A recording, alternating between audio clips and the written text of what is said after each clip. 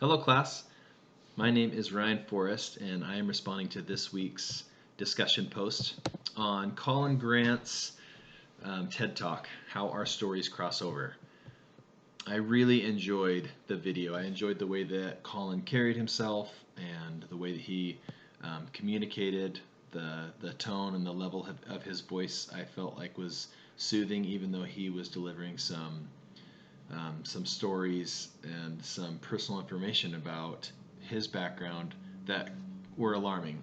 Um, Speaking of alarming, that his introduction or his exposition, when we look at Freytag's pyramid, the the way that he started off the story, I felt especially interested by because of the way that he talked about murdering his dad. Um, it was interesting to me because I couldn't tell if he was trying to be humorous or if the audience was responding inappropriately and he was really trying to say some things that were um, traumatic for him. And I think it was a little of both. His sense of humor was so dry. You could tell once you got further into the speech that that was just his way. That there were things that were supposed to be funny, or you were supposed to be able to find humor in, but you couldn't tell in the introduction. I couldn't tell anyway whether it was purposeful or not. But that made it all the more intriguing. That made it more. It drew you in even more. The rising action. Um, I felt like it was the longest section of his narrative, but to me that was the background that you get, the history and where his family came from. They came from the Caribbean. They were Jamaican in ancestry, and the viewpoint of America's 1970s on that specific group of individuals I found really interesting too. And their response to that, um, the names that they came up with for themselves and each other, the ways that they felt like it was their individual responsibility to be a representative of the whole community. I found all that really interesting in the rising action.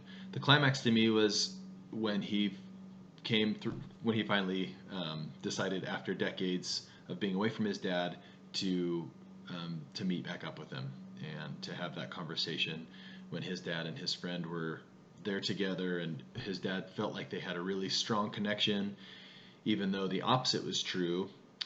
If you were to ask the speaker, Colin, he felt like there was not a connection, and the best parts of his life were when his dad was absent.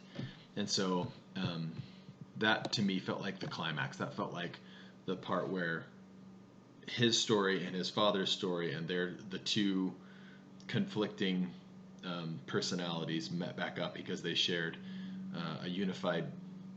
I mean, they shared family, they shared blood, and so they wanted to try to repair that if they could. The falling action I felt came in when he um, had the newspaper article written about him and his father in that reunion, and how his purpose was to maybe free his dad of some of those um, unfortunate or negative memories. But what ended up happening was his dad went on the offensive, went back and wanted to post a response to that initial story, um, and what happened with that, how that kind of unraveled his whole purpose. And then finally, the denouement was when he pointed out some of the, even with his dad's life that was rife with problems and difficult communication styles and divorce and leaving the family. With all of those things that happened, he continued to find the positive things in his dad. I mean, he would mention those things, and he wasn't apologetic about talking about the things that were problematic in their relationship or in his personality. But he ended it in a way that you knew that he wasn't going to continue on in the negative traditions that his father had instilled in him, but on the other hand, he had kids that he cared for and loved and was going to make a change going forward. Thanks. I look forward to meeting all of you guys. Have a great week.